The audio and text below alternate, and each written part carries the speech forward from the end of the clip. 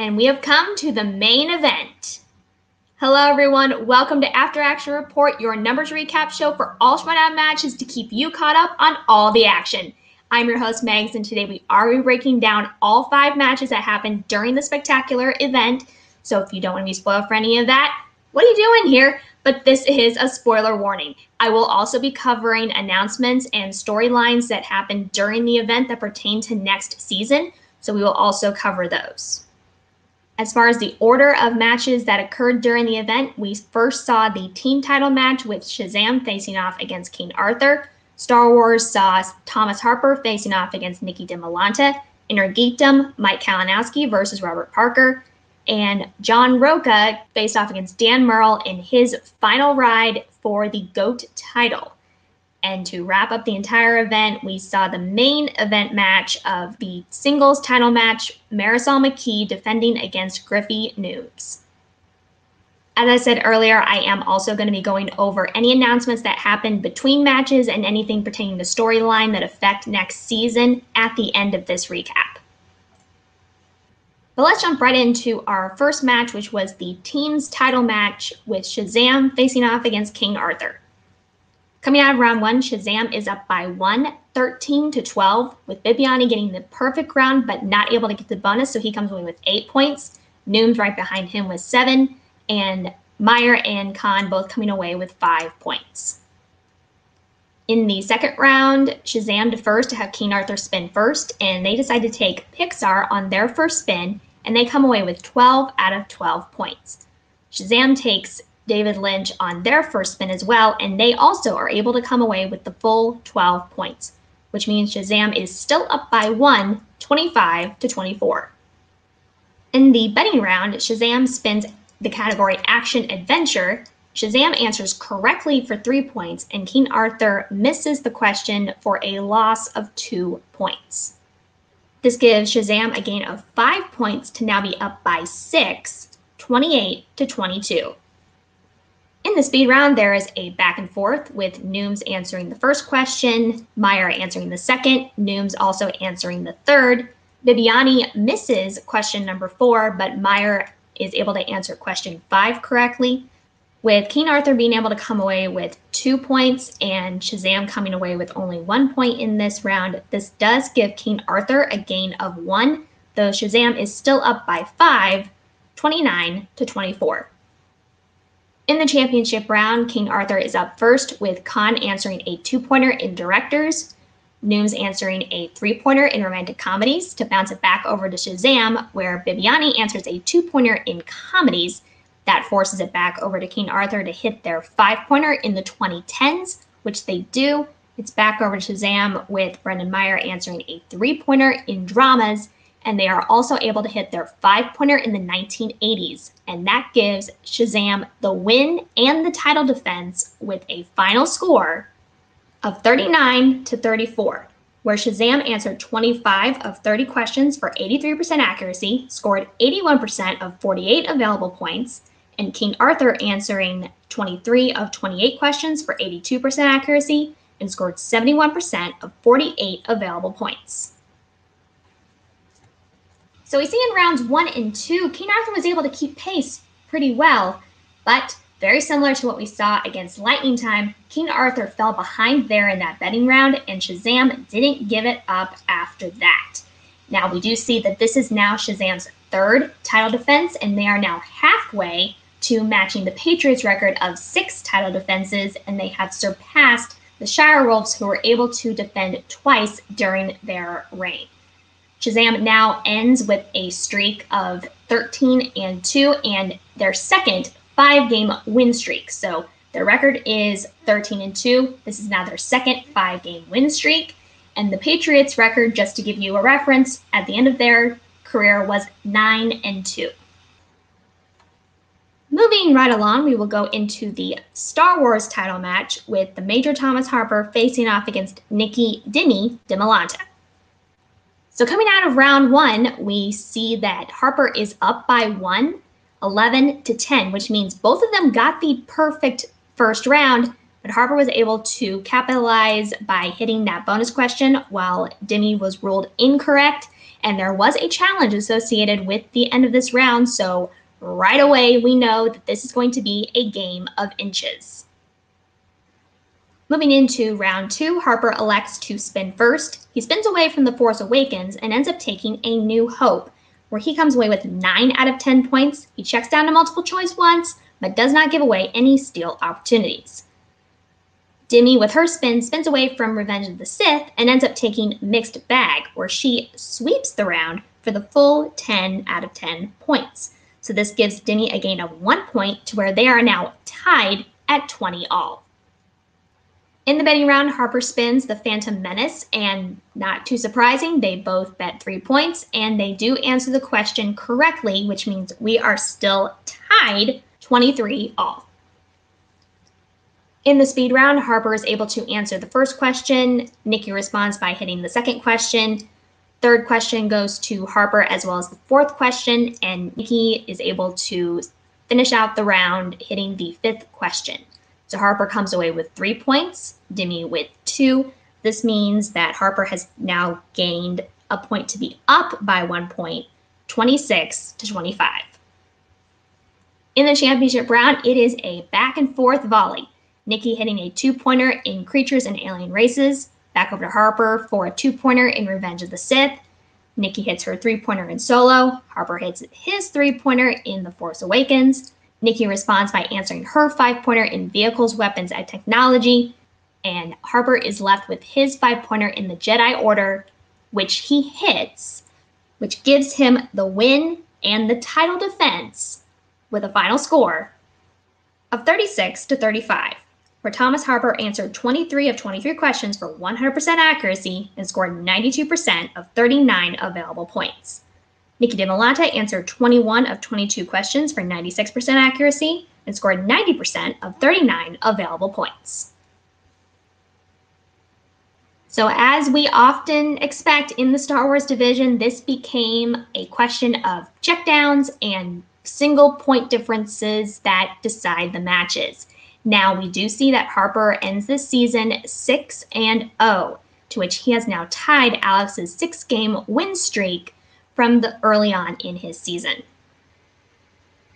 Now at our halfway point in the evening, we come to the IG title match with Mike the Killer Kalinowski facing off against Robert the Spider Parker. At the end of round 1, Parker is up by 3, 11 to 8, where Parker is able to come away with the perfect round plus the bonus. Here in the second round, Parker elects to spin first. He spins away from Jurassic Park and ends up taking Marvel. He comes away with 4 out of 10 points, has to check down multiple choice 3 times, misses all 3 of those questions, but only 2 of them are stolen for a total of 2 points worth of steals going to Kalinowski, where on his spin, he spins away from Alien and Predator and ends up taking movie quotes. He's able to come away with 8 out of 10 points, checks down a multiple choice once, misses that question, and it is stolen for 1 point by Parker. So at the end of all this, Kalinowski has a gain of 5 points, which now puts him up by 2, 18 to 16. In the betting round, Kalinowski spins movie quotes. They both answer the question correctly, Mike betting 2 points and Parker betting 3. So this does give Parker a gain of 1 point, but Kalinowski is still up by 1, 20 to 19. In the speed round, we see Parker is able to answer the first question. Mike hits the second question. Parker hits the third question correct, misses question 4, but ends the round on the 5th question, getting that final question correct. So Parker comes away with 2 points and Kalinowski comes away with 1. So Parker gains an additional point to where they are now tied at 21. In the championship round, Parker hits a 2-pointer in Batman. That bounces it over to Kalinowski for a 2-pointer in X-Men. Back over to Parker for 3-pointer question in Marvel. Kalinowski hits his 3-pointer in Planet of the Apes. That puts it back to Parker for a 5-pointer in DC that he misses. Back over to Mike for his 5-pointer, which is in Jurassic Park, which he also misses. So we are still tied at 26, and we are going to go into sudden death, where we go 6 questions deep into sudden death, both competitors missing the 3rd and 5th questions. Parker misses that 6th question to give him 3 points in this round, and Mike comes away with 4 points and the title defense and the win with a final score of 30-29, where Mike Kalinowski answered 22 of 29 questions for 76% accuracy and scored 63% of 48 available points. Robert Parker answered 23 of 31 questions for 74% accuracy and scored 63% of 46 available points. So we see that Parker comes out the gate firing in that first round, hits that second round, loses some momentum, and just couldn't get it back, but he kept fighting and pushed it into sudden death, where that one question was the only thing that separated these two, because we see that their potential points earned are very similar, but it was the difference of that one question in sudden death that gave Kalinowski the win and his now 3rd title defense. Next, we're going to talk about the match that didn't have title implications, but was definitely high emotion. It is the last ride of John the Outlaw Roca facing off against dangerous Dan Murrell. At the end of round 1, Murrell is up by 3, 9-6, where Murrell was able to get the perfect round plus the bonus.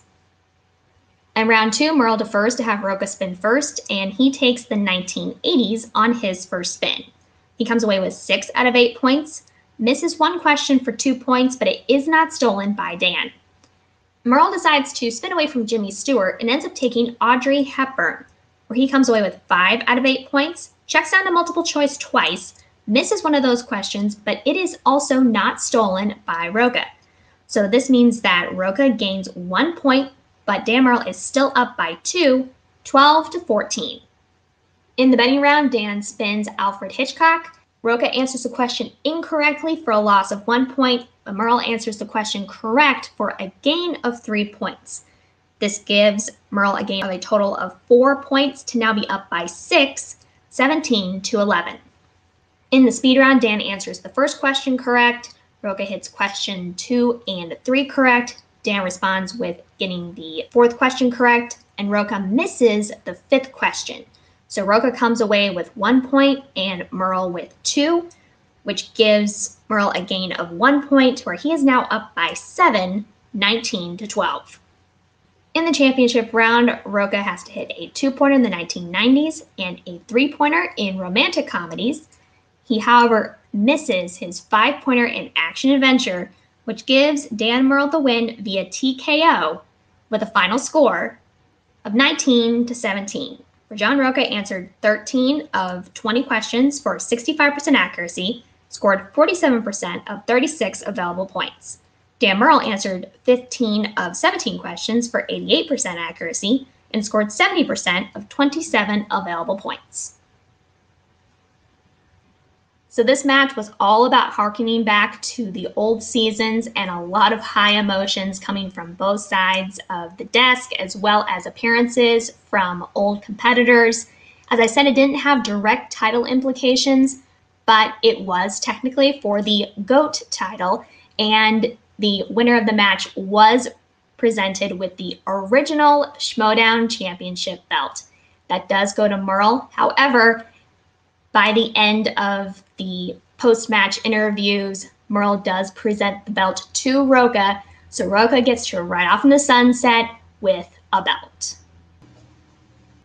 And we go from high emotion to high pressure with the singles title on the line. Lady Justice Marisol McKee facing off against Downtown Griffey Nooms. Coming out of round 1, they are tied at 6, both of them missing the same questions, so we are still tied. Coming into round 2, Marisol elects to spin first, and she decides to take Nicole Kidman on her first spin, where she is able to sweep this round for the full 8 points. Nooms decides to take Nora Ephron on his first spin. He is able to come away with 6 out of 8 points, misses one question for 2 points, and that is able to be stolen by Marisol. He answered a little too quick on that question. He quickly realized what he did. However, this does give Marisol a gain of 4 points to be up 16-12. In the betting round, Marisol spins Alfred Hitchcock. They both answer correctly and they both bet 3 points. So this means that Marisol is still up by 4 points, 19-15. In the speed round, Nooms answers the first question. No one buzzes in on the second question, but Marisol answers the third and fourth questions correctly, and Nooms is able to hit that fifth question correct, so they both gain 2 points in this round. So we're still tied with our point differential. Marisol is still up by 4, 21-17. In the championship round, Nooms hits his 2-pointer in the 1970s. He misses a 3-pointer in Action Adventure, but avoids the TKO by hitting his 5-pointer in Steven Spielberg. That bounces it back over to Marisol, who hits her 2-pointer in Remakes and Reboots, and she hits a 3-pointer in Horror, which gives her the win and the title defense with a final score of 26-24, where Marisol McKee answered 16 of 18 questions for 89% accuracy and scored 81% of 32 available points. Griffey Nooms answered 14 of 18 questions for 78% accuracy and scored 69% of 35 available points. So Marisol has now become the third champion to have defended her belt twice within the same season. Merle did it twice in 2016 and 2020, and Sam Levine did it in 2018. Now Nooms is still pretty impressive, coming out of the season with a 10-2 record between singles and teams, and he ties Collins' record in his rookie season with 7 wins in a single season. And with this win, we also see that Corruption as the faction comes away with the faction championship 2 years in a row. So now that we talked about all the matches, let's dive into all of the different announcements and moments that happened during the event. So coming first, we see that the Den is only going to be retaining 2 of its members coming into next season. Kate announced that the only 2 competitors that she is interested in keeping at this point are Thomas Harper and Saul. She has dismissed the rest of her faction. She'll be, at this point, only having 2 members on her faction next season. Also, we saw that Shannon calls someone up to the stage to dismiss them. First, we see Chance come up. So we're thinking, are the events from New York finally coming back to bite Chance, and Shannon is going to drop her player and possibly break up Corruption as a team? But no, it's a switch. Shannon ends up dismissing Dewberry from her faction, and we hear in the distance, Wild.